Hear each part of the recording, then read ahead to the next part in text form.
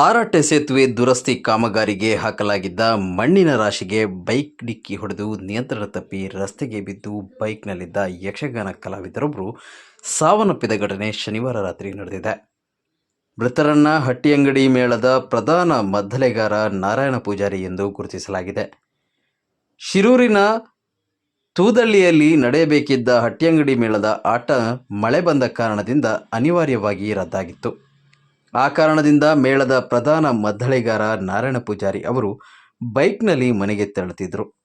ಈ ಸಂದರ್ಭ ಆರಾಟೆ ಸೇತುವೆ ಬಳಿ ದುರಸ್ತಿಗಾಗಿ ಏಕಮುಖ ಸಂಚಾರ ವ್ಯವಸ್ಥೆ ಮಾಡಿದ್ದು, ಗೊಂದಲಕ್ಕೆ ಒಳಗಾದ ನಾರಾಯಣ ಪೂಜಾರಿ ಅವರು ದ್ವಿಮುಖ ಸಂಚಾರ ರಸ್ತೆಯಲ್ಲಿ ಬರುತ್ತಿದ್ದಾಗ ಅಡ್ಡ ಹಾಕಿದ ಮಣ್ಣಿನ ರಾಶಿಗೆ ಗುದ್ದಿ ಬೈಕ್ ನಿಯಂತ್ರಣ ಕಳೆದುಕೊಂಡು ಬಿದ್ದು ಮೃತಪಟ್ಟಿದ್ದಾರೆ. ಈ ಸೇತುವೆ ಬಳಿ ನಡೆದ 4ನೇ ಬಲಿ ಇದು. ಕುಂದಾಪುರ ಸಂಚಾರ ಠಾಣಾ ಪೊಲೀಸರು ಪ್ರಕರಣ ದಾಖಲಿಸಿಕೊಂಡಿದ್ದಾರೆ.